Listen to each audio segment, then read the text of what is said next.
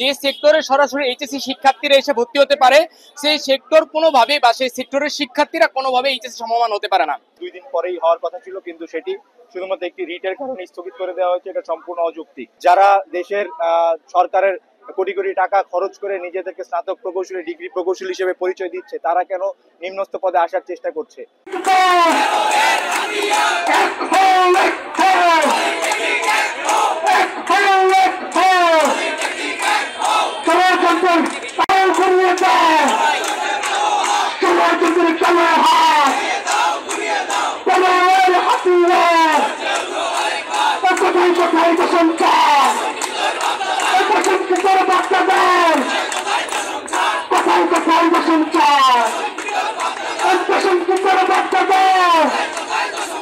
হাততালির সাথে স্লোগান হবে,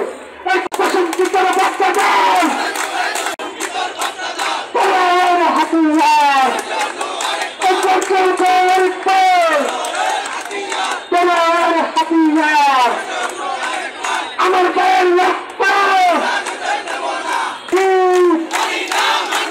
মানি না, মানব না, প্রশাসনের ঋণ আমার গায়ের রক্ত।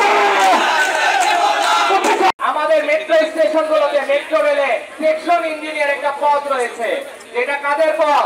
ডিপ্লোমা ইঞ্জিনিয়ারদের পদ। যেটা আমাদের, সেটা কি আমরা অন্য কাউকে দিব? আমরা 4 বছর কষ্ট করে ডিপ্লোমা ইঞ্জিনিয়ারিং করতেছি শুধুমাত্র এই 10ম গ্রেডের জন্য। তাহলে এখানে এই 10ম গ্রেডে তো কোনোভাবে অন্য কাউকে সুযোগ দেওয়ার সুযোগ নাই।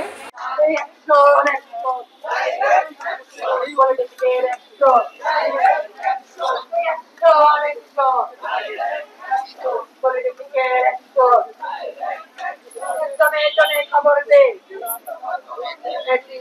খবর দে,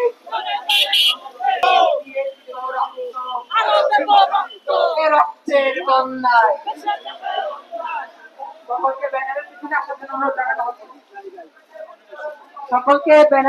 আসার জন্য অনুরোধ জানানো হচ্ছে।